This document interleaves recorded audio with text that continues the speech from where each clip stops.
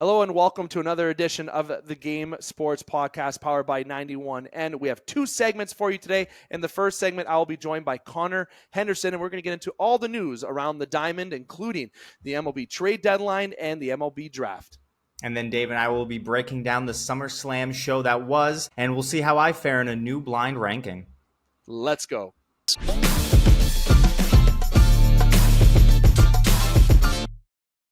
Booyah, and welcome to another edition of the Game Sports Podcast. It is your host, David McCaig Jr., and I'm joined right off the hop in our Strike Zone segment by the one, the only, the Rookie of the Year, if you know, you know, Connor Henderson. Connor, my friend, great to see you. It's been a couple weeks to near a month since I last saw you on here. I've been having to talk about baseball solo, but I'm very glad you're able to join us here tonight. Yeah, Dave, I've missed you a lot. I'm running out of every reason in the book as to how I can't get on the show.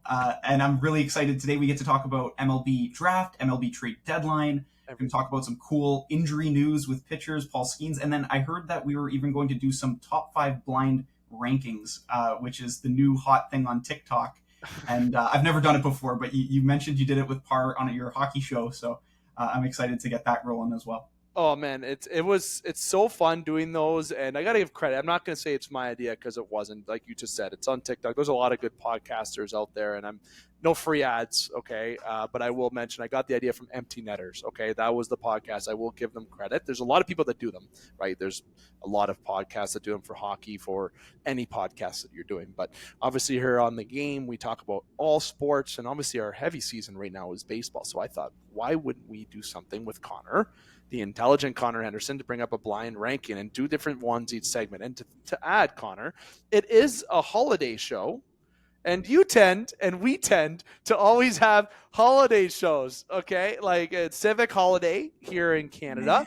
And we always, it's either Valentine's Day, which isn't really a holiday, but you know what, it is on our show. It could be Labor Day, you know, but I'm hoping that you're going to be on a couple more times before Labor Day comes around the corner. But I thought I'd throw that in there and you get a good little laugh knowing that we're together on a holiday. I appreciate that. We found every holiday in the book. At this point, I'm just going to start Googling, like it's going to be National French Fry Day or something. And we're going to be like, oh, well, classic, another Strike Zone edition. We can do that and eat it for French fries while we're recording. I know people would love to see us eating it, getting that salt all over us. They would love it. Oh yeah. All right, let's get into it. I want you to say, you said off air that you had a story to tell me about Vlad Jr.'s about a bat, and Vlad Jr. was in that topic. Shoot, give us that. I wanted you to wait so the listeners can hear this story. So and the viewers, tell us. Yeah. So Dave hasn't heard this yet. It's small. I'm at the Comerica Park seeing the Tigers play against the Blue Jays, and I'm there with one of my closest friends.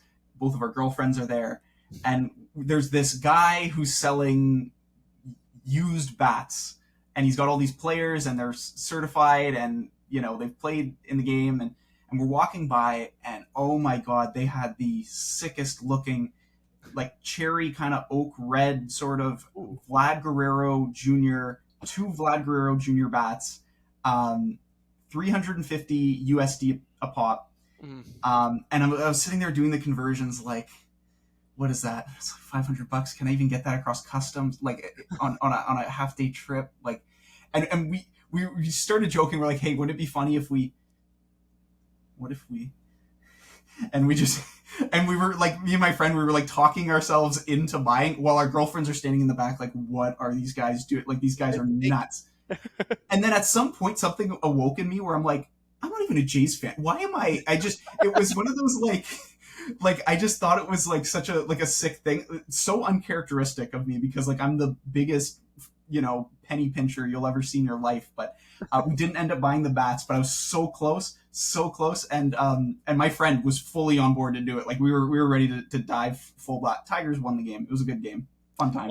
Honestly, when it comes down to conversion, okay, for those of you that know, the Game Sports Podcast is based in Sioux, Ontario, but our border town is Sioux, Michigan, okay? And just in case you didn't know that. And we experience a lot of that conversion, and as much as of a joy it is to go across the border to buy things, get gas, when it comes to converting a bat like that over, it's a lot of money to spend. That is a lot of dough to spend, okay? But I love that because you were thinking about buying a Vlad jersey, okay, or Vlad baseball bat, okay, and it would have looked really nice across here or something, Connor. Not gonna lie, or would have looked really nice in your background. But I love that story. You know, I kind of wish you would have surprised me today and pulled it up. If I did, yeah, I know. I've got a game used Connor Henderson, and it's worth about $20 in my bag right over there. So I'll stick to that one for now. Oh, you can put that up, and we'll put a picture of you when you were a renegade/panda. If you know, you know. Okay, we'll talk. Maybe if we have time, we'll joke about that at the end. Oh, that's a great story, Connor. I love that. Thank you for sharing that. It'll make me know that I got to bring some extra cash to ball games because I might be dumb enough to buy a bat. And that's where my wife is probably in the background rolling her eyes right now. I'm going to call her. Don't do it. Okay. We didn't get a chance to talk too much about the trade deadline preview, or we just didn't have the time. I did my own little thing last episode with Parr, and he heard more of me just kind of rant about what the Blue Jays should trade. And can I be honest? I'm gonna gloat. They traded everybody that I said. They traded Turner. They traded IKF. They traded Kikuchi. They traded. I don't know why I'm drawing a blank right now. Yeah, Kiermaier, I did mention if they can get a return for him, let's do that. Garcia already happened at that point of the recording. But guys that I said that they would trade that either had no years left or 1 year of control, they may trade, and they did. So I'm going to gloat and say, yep, I was right. And to those saying that they were going to trade Vlad or Bo, I knew that wasn't going to happen. Okay, I am surprised about one guy, and I know they said that they weren't going to trade him, but I thought it was a lie, was Chris Bassett. I thought that we're going to consider Bassett because I think it's a really big buyer's market, and someone could use someone like Bassett, and the return they could have gotten could have been quite significant, just like what they got for Kikuchi. Somebody with term to boot, I think would have been a good idea. And I know that's people text me saying, why didn't they trade Springer? Look, contract is way too much. And you know what? He's hard to say. He's a glued guy. He's a glue guy on that team. They love him on the team. He's a fan favorite, believe it or not, as much as he may get booed or criticized. That means we love you in Toronto. If you get booed and talk about a lot, deep down, we love you. But we're going to talk about the Jays in a moment because I know they're going to flood a good amount of this detail because they did invade the deadline a little bit. But there were other moves around there too, Connor. So that's a trade deadline. I thought we'd get into that first and then go to the draft. Kind of a little backwards swap there, but kind of wanted to start with the hot news with the deadline. So I hope you're good with that because I know. That's totally the right way to go because the trade deadline, for those who don't know, is way more important than the MLB draft. For baseball, in hockey, it's both the draft and trade deadline is super fun. Baseball, the draft sort of takes a back seat. It happens mid-season. Most of the players you've never heard of in your life. So I think the biggest trade, the trade that we have to talk about here, is the Jack Flaherty to the LA Dodgers trade. Detroit Tigers trading Jack Flaherty. They had him on a 1-year deal. This is exactly why they signed him, was as a reclamation project. He had struggled for 4 years. And they flipped him at the deadline after having like a 2.95 ERA. He was killing it. The sad part is he got a weaker return than Kikuchi did for the Jays. And they waited till the last minute of the trade deadline. Like I was on Twitter, like as the finally Flaherty gets moved, and they got 2 prospects. They got a switch hitting power catcher in the minors named Lorenzo. I don't know. He slots in as the 5th highest rated prospect in the Tiger system right now, which is That's pretty big. Tigers have a good prospect system. They do. They're top heavy. They do have a good prospect system, so we'll take that. The second player they got is Sweeney. I don't know if they have any relation to Sidney Sweeney or Sweeney Todd, the demon barber of Fleet Street. So we'll have to do some digging. I'm not sure if they got the right Sweeney they were looking for there. They might still be on the market for another Sweeney, but this person is a shortstop, was former first rounder from New York, left-handed hitter. It is what it is. Like they got 2 pieces for a guy on a 1-year deal, and the Dodgers got a much-needed starting pitching arm from a rotation that's taken a beating with both Yamamoto and I believe Buehler are the 2 that have been hurt. And so they were in desperate need of a new arm to sort of get them over the hump. And then the Dodgers also picked up a couple other guys as well, one of which, as we mentioned, was Kevin Kiermaier, who's just an elite defensive center fielder, and who apparently also announced that he was retiring after this year. Yeah, he's retiring. And honestly, he was put on outright, and the day after he gets put on outright, he hits a grand slam against Arizona, right? Oh, And man. teams are probably like, ew, maybe we should have done it. I Look, like him. I thought when he was getting put on there, the Jays were doing him a favor, right? That, okay, they couldn't make a trade that they wanted for him, and honestly, we want you to go win. I think that was, and look, I don't talk highly about Shapiro or Atkins on the show at all.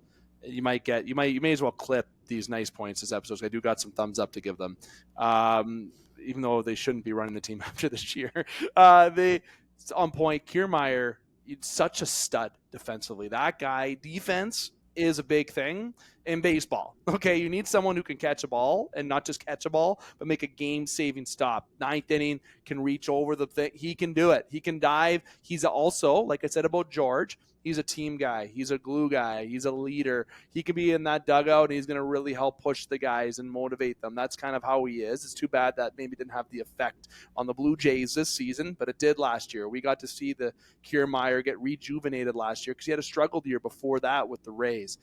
And yeah, he did announce his retirement, right? And there was a little bit of a surprise where teams could have got him for free, but the Jays traded him for Yarbrough, who is a relief pitcher who was also put on outright. So it's kind of like a player that wasn't working out anymore on a team for somebody who was retiring. The Jays trying to do them a favor, and it worked out. And he's going to a team that, let's be honest, is a favorite to win the World Series this year, as long as they can stay healthy. And good move. And talk about other trades for a minute here. I like Lane Thomas's move from the Guardians. I feel like the Guardians are this team that, they picked first overall this year in the draft that we're going to talk about. They had a good bounce back year, but they have such a strong depth piece. Like, look at their players. They're not going to have all these Aaron Judges pop out at you, but you know what? Josh Naylor, stud. Ramirez, we don't need to talk about Ramirez, unreal. Bo Naylor, okay, like Rosario, and Stephen Kwan. These guys are just the right ball players. This is a team that has been built really nicely, okay? And I'm not giving Shapiro any credit for that because that was before his time, in my opinion. Probably wrong. Some other trades, the Dodgers, obviously, too, they were not shy on making some moves. Give me Tommy Edman. There's a guy who just didn't work out with the Cards. And, Kopech going over there, too. The Dodgers are loading up. They want to buy. So that's another thing. I was very surprised that they didn't go after Bo Bichette aggressively. But, if there's a Gavin Lux and a Diego Cartaya in that trade, I felt maybe the Jays, if maybe there just wasn't a trade, but maybe that's an off-season thing. I feel the Orioles bringing Gregory Soto in, and I like the Orioles. I've talked highly about the Orioles. I know Tigers fans know about Soto. There's a good reliever there. They have a good bullpen with Cano. They got Soto. I like what they have there. Overall, the trade deadline, the Brewers were buyers, bringing in Frankie Montas. Frankie Montas. And the Reds, surprising this year. I was really looking forward to the Reds this year, and I'm going to get their exact stats here. The 53 and 58. They're in a tough division with the Brewers doing very well. The Cardinals have bounced back this year. Pirates looking great. The Cubs, they bought a little bit, right? It can be anyone's game in the National League Central, but the Reds, I think, are a little bit surprising. This deadline, I feel, was really good. I liked the deadline. A lot of moves, but the Jays, my goodness, look here. Danny Jansen gets moved. You get Cutter Coffee, Paulino, Bautista as some prospect pieces. Good move. Jansen is an expiring deal. Look, I would have loved the Blue Jays to extend Danny Jansen. I love Danny. I'm not a fan of Alejandro Kirk. I wish Kirk was the guy who left for Varsho, not Moreno. We've had this vent on this podcast before. Okay, but that didn't happen. Kirk is good defensively. But look, the guy can barely run to first base. I can't. He's got an interesting build, that guy. Interesting.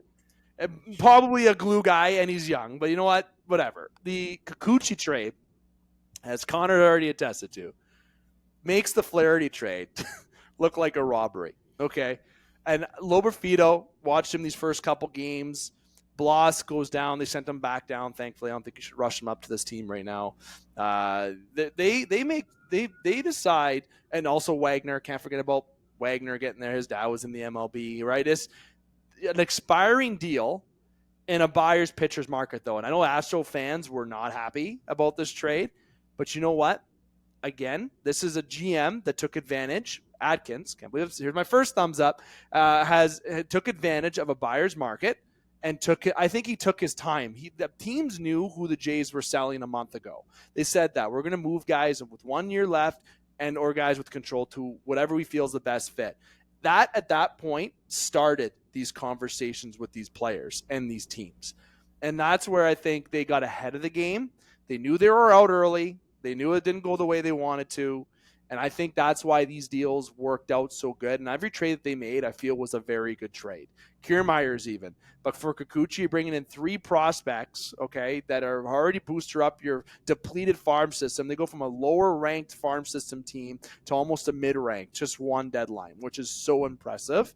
And that's, again, Shapiro Atkins, very rare thumbs up over here. But you bring in Loperfido, great defender. Great stance. He reminds me a lot, and he's not him, but his stance, being a lefty, is a lot of a Cody Bellinger type stance. Not player. I just see a lot of potential in that swing. Bloss, there's been a lot of comparisons with him, but there's a guy who can be a 4th, 5th reliever or 4th, 5th pitcher for you in the future. Maybe he ends up being a long reliever. Who knows? But it seems like his numbers in the minors, he's mashing down there. Loperfido was mashing. He's dealing down there's the word that I should be using. Wagner as well as mashing. Everything's going good down there. The moves that they make, Cutter Coffee had a good debut. They brought in guys that have replenished the farm system for guys that are early, some mid-20s. Cutter Coffee's a bit in his mid-20s. Guys who might be able to come up next year and help this team. And Garcia, honestly, bringing in Jonathan Clausse. Does anyone know who that is? Well, let me give you a refresher. The guy had 79 stolen bases in the minors and 20 home runs. The guy's 5'9", 165 pounds. He hits. He plays something called small ball. Small ball is what gets you wins. What did the Cleveland Indians, called the Cleveland Guardians, played the Blue Jays when they won in 2016 against the Blue Jays? I believe it was that year, 2015. It might have been Miller, the 2015. Yeah, that year. Yeah, 16. The Cubs won that year, right? So 16, they played small ball against Jays. They got on first, stole second all the time. Then they had a guy come up. They had their lineup nice out. I'm trying to remember some names. They had starts with a K. Kipnis, Jason Kipnis. I'm trying to remember some names. They had their lineup base nice, and they get hits, and guys got in. Clausse is a guy who already goes in the top 10 of the Jays farm system, if not near the top 5 last I looked. And there is a guy who can get stolen bases, bat at the bottom of the order, bunt for the top guys to come up and get the job done. Kudos to the Blue Jays. And I know we're hitting the 17-minute mark here, Connor. So the deadline overall, Connor, and I give you the floor to wrap it up. I talked about as much as I could there, try to get everything out as much as I could. You got to give thumbs up to the Blue Jays. I know people disagree, but I think the Marlins did a good job too. I like what the Marlins did by not trading Chaz Chisholm. They should have kept Jazz. I feel like he's a corner piece. They always trade these guys. They're like the Oakland Athletics. They lose these guys when they get good.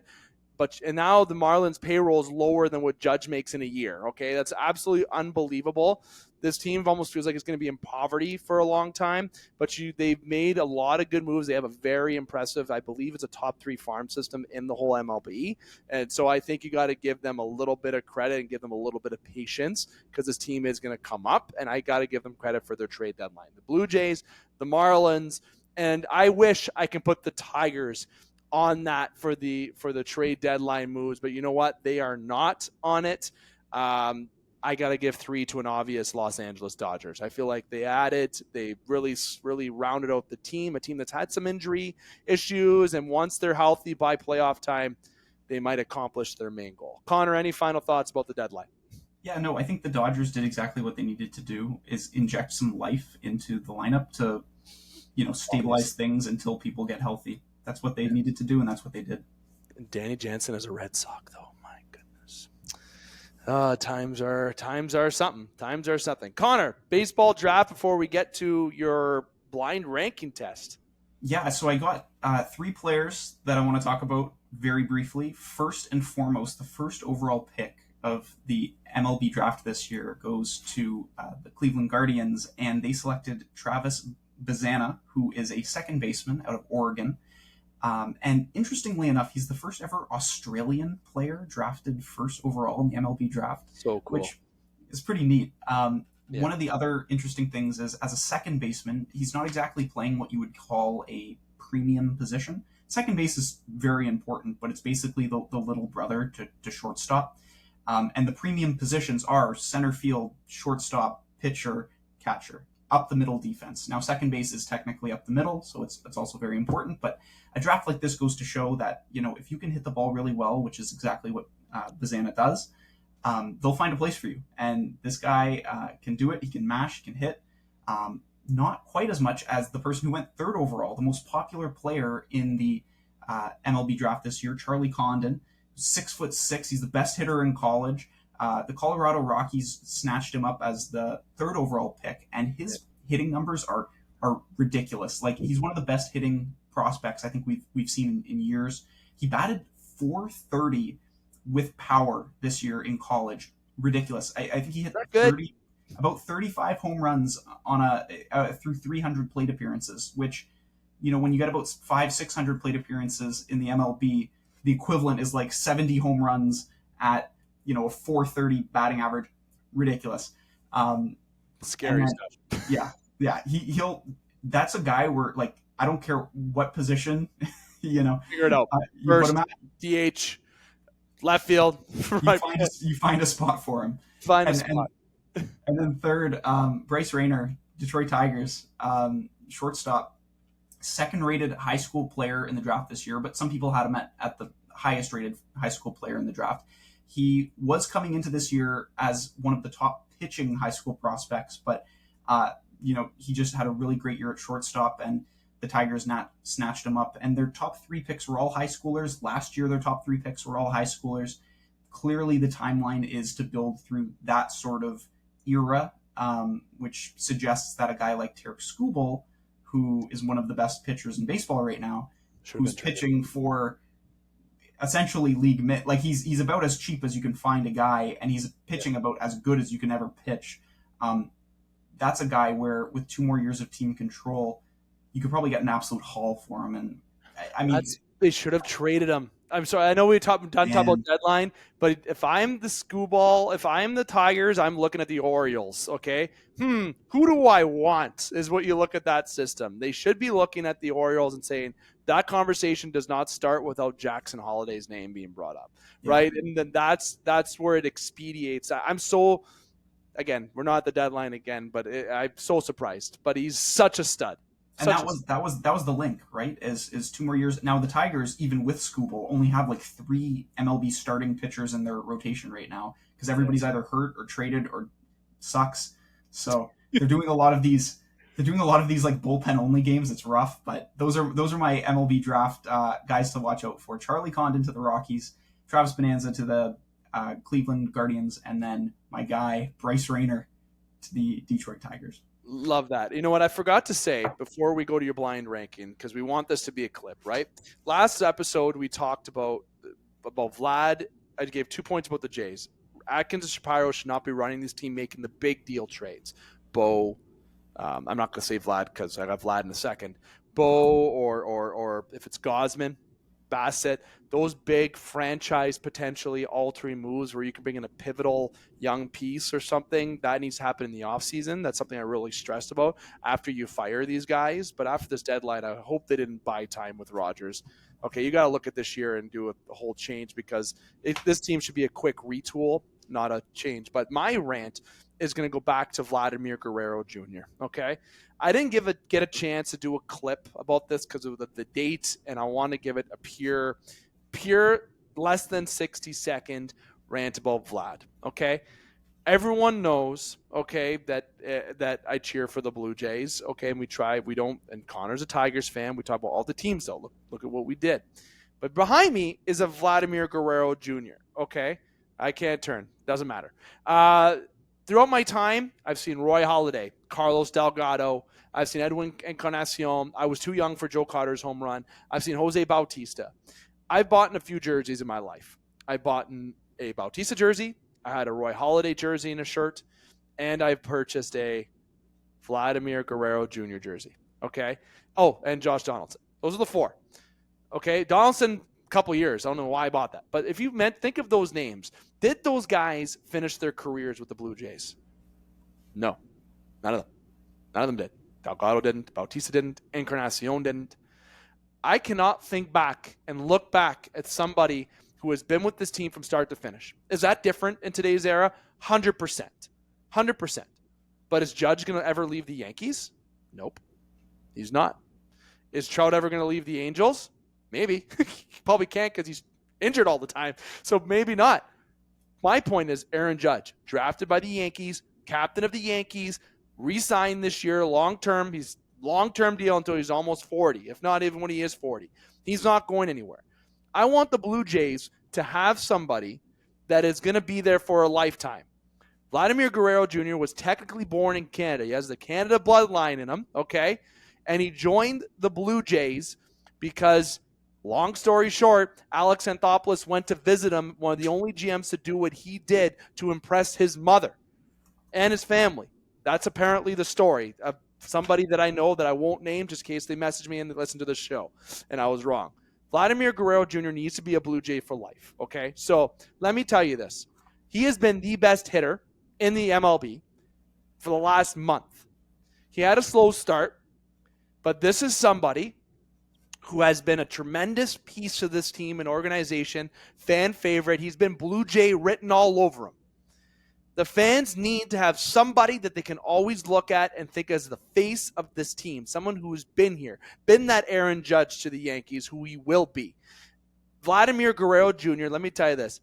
3 words, pay the man. Pay the man, okay? That man has, not just because of his last couple months or the last 30, 50 days, this man needs to get paid. You need to go to him this offseason, blank check. What do you want? How do you want it? We'll get it for you. I don't care if it's Shapiro, Atkins, the new GM, if it's Cito Gaston comes out of retirement. I really don't care. Somebody go and sit down with Vladimir Guerrero Jr. and his representatives, or like tonight. They should do it tonight. Never mind wait till this offseason. Do it tonight. Whenever, go sit with them and be like, we want you. You are this team.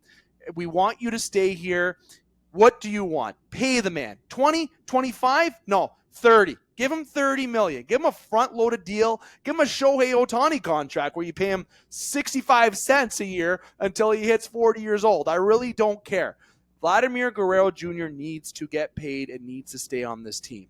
He is a heartbeat. He's a character guy. He's a great ball player. He has power. If he left this team, he would go join whatever other team he joins, and guarantee you this from a Toronto fan, he will hit 40, 50 home runs a year. He'll do a home run that will eliminate the Blue Jays from the playoffs. He'll do a home run to eliminate them from the World Series, whatever it is. That is what karma will do, because that's what we are here in Toronto.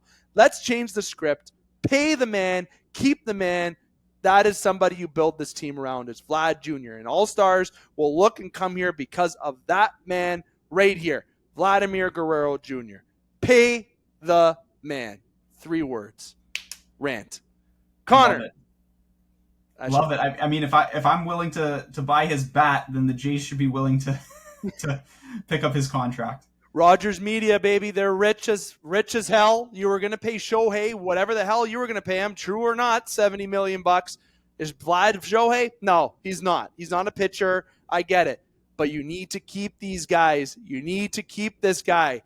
Okay, if you trade him, you better get a Jackson Holiday, and a Jackson Holiday, and a Jackson Holiday. I want 4 Jackson Holidays, okay? I don't want 1, I want 4. This guy is irreplaceable. You keep this guy, pay the man. Yeah, Do it. He's a cornerstone, Dave. He's a cornerstone. Pay him. Blind ranking, Connor, because we go overtime here. We like to have a little bit of fun. Yeah, we were shooting for 15 minutes tonight, eh? Baseball news is hot, man, and we've had some time away. All right, blind ranking. I don't need to explain the details. If you need to understand what a blind ranking is, comment below. We'll explain it to you or go look at some of our other videos, okay? Connor Henderson's getting put through the blind ranking MLB version, baby. Now, we're going to give you 5 batters, and you're going to list them 1 to 5 based on what you know, my friend. Let's go. And I'm going to get the clip ready. There we go. First name, Bryce Harper. 3. Okay, you got Harper 3. Number 2, Eloy De La Cruz. 4. Okay. Number 3, Aaron Judge. Oh, Jesus.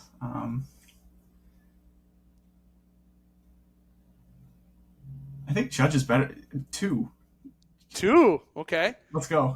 Adley Rutschman. You got 5 and 1 left.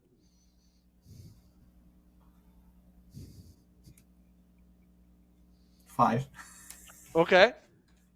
This puts your number 1 as Julio Rodriguez. So you got number 1, Julio Rodriguez. Number 2, Aaron Judge. Number 3, Bryce Harper. Number 4, Eloy De La Cruz. Number 5, Adley Rutschman. You might as well just flip the list upside down. I don't even know. I love it. I love it. There you go. So what do you rate your first ever blind ranking, Connor? Bad. I don't know. That is great. We're going to do that, but we're going to do different things. Pitchers, batters, catchers, teams. I don't know. We're going to have a little bit of fun with that. I'm red as a tomato right now, Dave. All right, get me out of here. I love it. That's great. Comment below what you think how Connor did. Okay, we'd love it. Next up, we got segment 2 coming up here on the game. But before I do that, I got to say bye to you, Connor. I almost forgot that. Thank you for taking the time. We'll have you on again here. We're now in August, so as listeners know, we get to our vacations barely coming up soon. So we're going to be off from the 19th until after Labor Day, unless some big news comes out in the world of baseball or something to talk about. Then, of course, we'll do a clip or we'll have something for you. But we are going to have a show. We are looking at, if not next week, we'll for sure have one on the 18th, posted on the 19th before we go on vacation. So there might be 1 or 2 shows left, and I'll make sure, since baseball is getting hot, Connor's on them, and we'll make it work wherever we can with Connor. But until we can get you on again next time, Connor, appreciate you taking the time, my friend. It's always a joy. Absolutely, Dave. Can't wait to talk soon. And I can't wait to get chirped about going 15 minutes over again. Love it. Love it. Thanks again to Connor. And just so if everyone wants to know about the 91N Pandas, we have 1 more baseball game left. So if you're wondering about local baseball chat, about our men's league that we love talking about, you got to save that for the next episode. We'd like to fill that in. We'll save until the next one. But I'm going to take a break. When we come back, we got segment 2 here on the game. Don't go anywhere. And welcome back to the Game Sports Podcast. Dave McCaig continuing to host you this evening. I am joined by my other co-host here on the Game Sports Podcast, someone you see all the time here on the game, Alex Parr. My friend, how's it going? It's going well. Just so everybody at home knows, Dave said 15 minutes for this segment. So if you're following along, keeping your tallies, place your bets now on it going the over. Oh, 100% if you go the over, but maybe we can surprise today because we did have a longer segment with Connor when it was supposed to be. But, we like to, on these pre-recorded shows, I guess time management isn't really a thing, but we try to manage it. And for those who do manage it, don't worry about it. We have fun here anyways. Okay, Alex, my friend, You're having your coffee. I have nothing here, to be honest with you. Usually I have a beverage going with me, but I don't. Today I got my 5 o'clock somewhere. Yeah, 100%. We got kind of a different, last episode we called the smorgasbord, is what I called the episode, because we just had a variety of things to get to. And it's going to be very similar for you and I today. And I'm excited because obviously the busy sport right now is baseball. A lot of the news is baseball, but basketball is getting flooded. And obviously the Olympics is going on. There's a lot going on in the Olympics. And if you're following along with the Olympics, Parr and I aren't going to really get into that, but I will mention that I feel like in the Olympics this year, Canada has had a lot of 4th and 5th place finishes. It's just the story of Canada's life. But you know what? Great storylines at the Olympics. And there's also some not so great storylines that have flooded around. But we're not going to get into that today just because of time constraints. But obviously, baseball, Olympics is what flooding sports.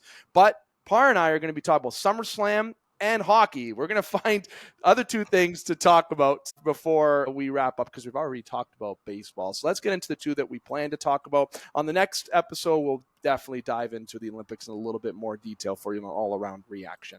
Parr, SummerSlam. You and I texted back and forth. It's been a busy week. It's a long weekend here in Canada, obviously, with the civic holiday, and that's where we're actually recording on the civic holiday. So, Alex, SummerSlam, I told you that I predicted a few outcomes to happen. And why we're talking about SummerSlam, if you're curious to know, we know it's entertainment. We know it's a joy, but it's the WWE is cooking right now. Okay. The It's WWE is cooking. Okay. If you are a Attitude Era person, it is time to reinvest back if you haven't yet. If you haven't yet, though, I'd be so shocked because months and months and months and months ago, when it was WrestleMania, before that, even with The Rock coming back, things were starting to cook and things are cooking.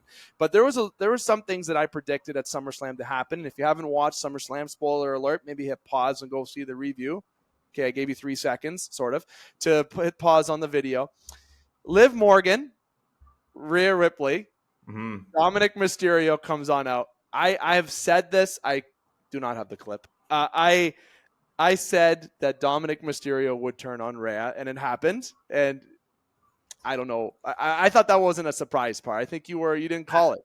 I saw a tweet that said, I think Dominic Mysterio is the only person that was a heel to turn more heel after the fact. Yeah, it's good for the story, and the fans are really behind Rhea, so it makes sense to try to shift her away from the bad boy faction of the Judgment Day and get that true fan support behind her and flip it in a good way. And yeah, everybody loves to hate Dom. The whole thing is when he's out there, you're booing. So may as well capitalize on it and get some more genuine reactions to him coming out when he does.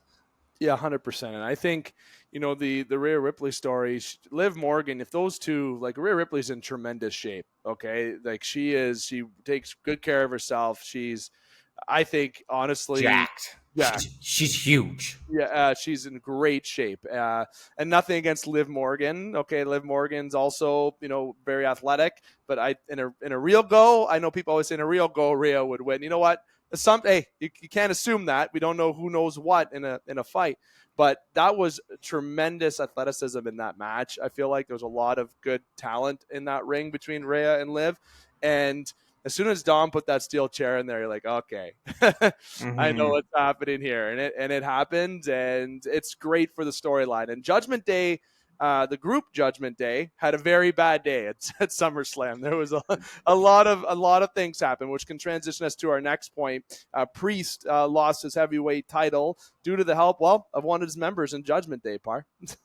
I was sitting on my couch going, oh, like every match from that show advanced the story in such a meaningful and impactful way. So it'll be very interesting to see what route they take now for War Games, which will usually be their team versus team. I mean, a lot of people have been saying it'll be the Bloodline, Team Roman versus Team Rock, but it could also be 2 different versions of the Judgment Day in there. Now that you have it split right down the middle, you can kind of you build up the teams a little bit more, have a 4v4 or 5v5 kind of action. But yeah, with Finn Balor picking his side and Dom picking his side, and now you got Liv coming over too, there's a lot of different ways that you can do it. I really wanted this swerve to happen when Priest was the Money in the Bank holder and for him to turn heel. But like you said at the start, WWE's cooking. So I'm just going to let the chef do his thing. I'm not a cook, so I'm not going to get in there. I'm not putting any spices in there. I'm going to let them do what they do. I'm going to eat it up, and I'm going to see if I like it or not. Honestly, and you mentioned there, go to the next point, Roman Reigns and The Rock. The WrestleMania was the Avengers end game, or like we call it the end game was WrestleMania, right? But with Solo, I don't think he should ever win a title. It's not a fan of Solo. Not great, but he's doing a great job. I thought he was really good on Saturday night. I'm not like the biggest Solo guy either, so I'm like, okay, he's in this main event spot. Let's see how he does. I thought he was great. I thought he sold Crossroads excellent. I thought he was like moving in the air well. So tip of the cap to him. But yeah, let him go. Let the chef cook, right? There's something in Solo, and he's doing good. But when Roman Reigns comes out and gets the fans with the hoo-ha, right? And he just absolutely cooks Solo with a spear. It was great. And Cody Rhodes is sitting there like, oh, okay, am I next? Am I getting this next? And he just looks at him and nods and walks off. Like that's storybook, right? You're going to have Roman and Cody. They're going to team up. I imagine there'll be a rematch down the road one day, for Roman and Cody, like maybe down the road. But Roman Reigns, Cody team up, with Randy Orton, Kevin Owens against, The Rock, Solo, and all that. I am so for that, right? I think that'd be great. I'm just waiting for Paul Heyman to come back, but I'm hoping he's enjoying a nice little vacation. The guy had stayed up for 24 hours before he got his, beat up, quote unquote, and just, take a little vacation. But it was a great main event. So let's hop on a flight and go out to Vancouver in November and go watch War Games. That's Dave, what. I'm telling you, man, like you got to go at some point. And if even there's an inkling of a thought that The Rock might be there, how many more times are you going to have a chance to be able to see him, especially in Canada? Probably not much. Probably Maybe not. this is it. Maybe.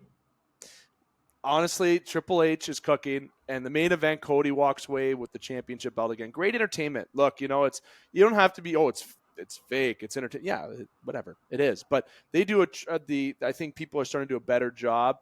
That like Solo did a great job selling the Crossroads. Like they're doing a better job. I feel like the WWE is really investing in the background to make these wrestlers more like better actors per se. May make that easier for listeners and viewers to understand.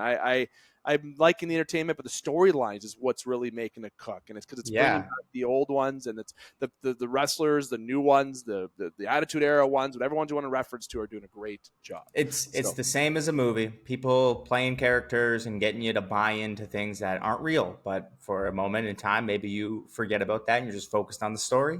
That's all it is, I know these people aren't punching each other in the face. Sometimes they do on accident. Yeah, a little accident. Oh yeah, 100%. Yeah, but just entertainment. It's theater, if you will. Yes, awesome stuff. SummerSlam, great. Nicely done. I did more of the recap. I was occupied this weekend, so I didn't get the chance to really watch. And I only watched the last 3 matches. Also, shout out CM Punk. That was like probably the first match I'd seen since. About that match. Yeah, his first singles match in WWE since 2014. Maybe like only my first or second match I'd seen in its entirety. I know when he went to AEW, he was botching all over. He couldn't stay on his feet. He stunk. That match, hats off to him. He looked great. It was awesome. Just such a good match. And I think they pulled the trigger on Drew there. I think that's the right call.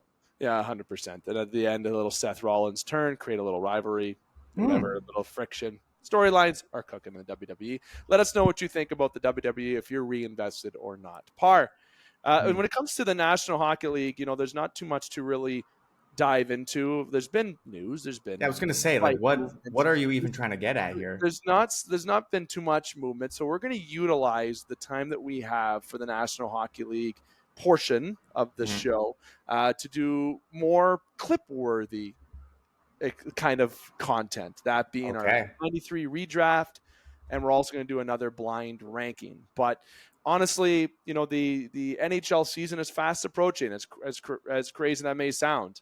It's currently August 5th, and puck drops in less than 2 months. And as Parr said a couple episodes back, this season was so long.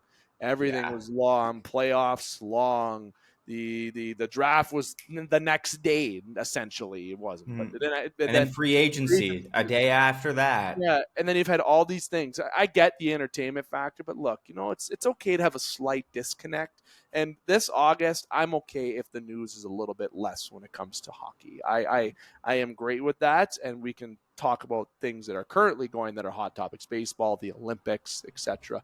But we're going to use this content to do our 2 clips for the 1993 NHL redraft and our blind ranking. So I want to go first to the NHL redraft. So Parr and I like to do a redraft of the top 5 of the current year that we are discussing. So we're going to go back and forth with doing that with you. You can leave a comment below on what you think. And again, 1993. Parr, you get to go first. Who are your top 5 if you're picking them today? If I'm picking them today, I'm going to go 5-1. I'm going to start, as Pierre Maguire said, the man with a big stick, Hal Gill, going number 5. I got Saku Koivu at number 4. Jason Arnott, number 3. Paul Kariya. God, it would have been nice to see a few more games out of that guy at number 2. And number one defenseman, Chris Pronger. We do love defense and longevity here on this podcast. A little bit different. I'm going to go from 5-1 also. The Florida Panthers are proud to select with the 5th overall pick, Pavel Demitra. The 4th overall pick, the Anaheim Mighty Ducks, are proud to select Saku Koivu. The 3rd overall pick, the Tampa Bay Lightning, are proud to select Jason Arnott. With the 2nd overall pick, the Hartford Whalers are proud to select Chris Pronger. No change. With the 1st overall pick, the Ottawa Senators are proud to select Paul Kariya. I agree. You need to have. I wish we would have saw more games from Paul. I know Scott Stevens didn't really help that, and that's somebody that I was really wanting. Somebody that I know knows him, and I really wanted to get him on this podcast. And I was told by that person he doesn't do podcasts. He doesn't do anything. He's off. grid. He gets asked to do podcasts all the time, and I haven't seen him on Spit and Chiclet, so if I'm wrong, someone please correct me, but I haven't seen him even on there, and I know from a source they've asked him, and if someone from there wants to chirp me how I leaked that, that's fine. Going from secondhand information again, but Paul Correa, that was a stud talent for sure, and he was great at the college level. My father-in-law talks very highly about him, and again, I wish I would have saw more, and I think it would have been great to see him in a Canadian team jersey. Like, imagine what he could have done with Daniel Alfredson in Ottawa, or what he could have done with that team in Ottawa that kept losing to Toronto in the early thousands. Fun fact. Dream on. But Paul Correa, great. I think that's either way, Chris Pronger, Correa, doesn't matter where you go 1-2. I think either or is a good pick. All right, blind ranking. Okay. If you don't know what a blind ranking is, I'm not going to explain it again this week, but I'm going to give Parr 5 names in any order, and he's going to rank them from 5 to 1 based on who I name without knowing who's next. I like how you said I'm not going to explain it and then explained it word for word exactly what it is. I did that on purpose because I felt like it was necessary. Thanks for saying that for me. That's great. Blind ranking. Here we go, Parr. Okay. This is going to be a little bit, I think, an easier one for Parr than it was last week. If you haven't seen last week's, go check it out. Roman Yossi coming in at the end. What a joke. It was great. What a joke. Blind ranking. First player. Are they just players? Just players? Yes. Just players, ranking them based on talent. Based on talent, today? Currently, how they're talented today, or all encompassing? That's a great question. Let's go with today. Okay. Going with today. Alexander Ovechkin. 4. Sidney Crosby.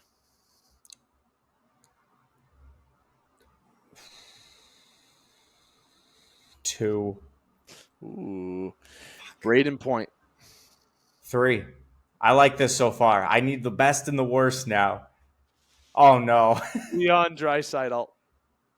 You have 1 left. I'll go 1. Leon, yeah. Austin Matthews. Nah, he's not 5. Damn it.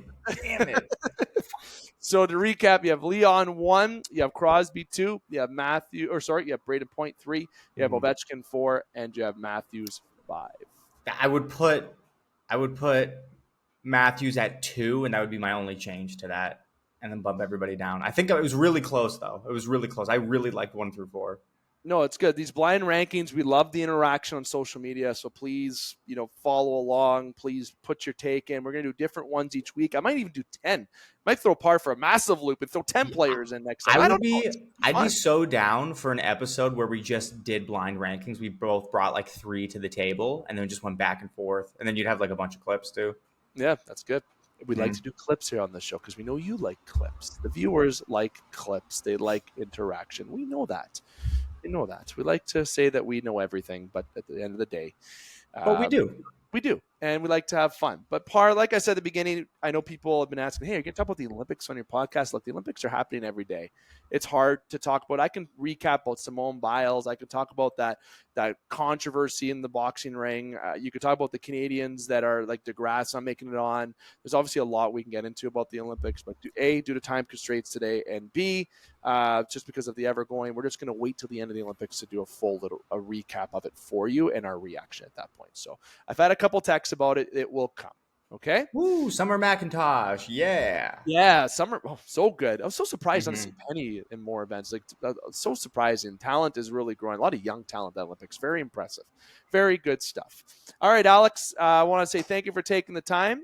This is the conclusion of the show today. Parr's at the end of the show. Usually he's at the beginning to the end, but today he jumped in on segment 2 and he didn't get to hear the introduction, but he gets to hear the ending still. Are you wearing the same shirt that you wore for the first segment? Were you that dedicated to doing it? 150%. And if you must know, I am. I kept it on the back of this chair with the knowledge knowing. And because underneath it, I have a black workout shirt because I was out mowing the lawn. Okay. If you want to know, we do breaks in between. Okay. Yeah. I'm sorry for ruining the movie magic for anybody, but I was curious to see if you were that dedicated to it. I respect that. Always. If I know I'm doing pre-recordings, I have the same shirt at the ready. So just to remind listeners, we do have our August vacation. As I talked about the first, August 19th will be our last episode that we're uploading. We should and plan to have one next week, but if not, we'll for sure have one on the 19th for you. But we will have our 2-week vacation that will take us until after Labor Day. And then guess what? We are back to more frequent episodes, per se, weekly episodes, either 1 or 2 per week we'll have because of football starting, hockey's around there. We'll have baseball still cooking at that point. There'll be a lot to get to, and we have special editions planned. So definitely keep your calendars, marked for the Game Sports Podcast content. But please note, we will have a 2-week vacation that we do at the end of August every year. Okay, so Parr, I want to say thank you very much again for taking the time, my friend. No, thank you. Of course. And I want everyone out there to have, the time to interact with us because we enjoy it. And please comment below on his blind ranking. Oh, those are fun. I love it. So until next time, I'm here to remind you, keep your stick on the ice, swing your bats, catch your touchdowns, drain your threes, and shoot your shots. Booyah.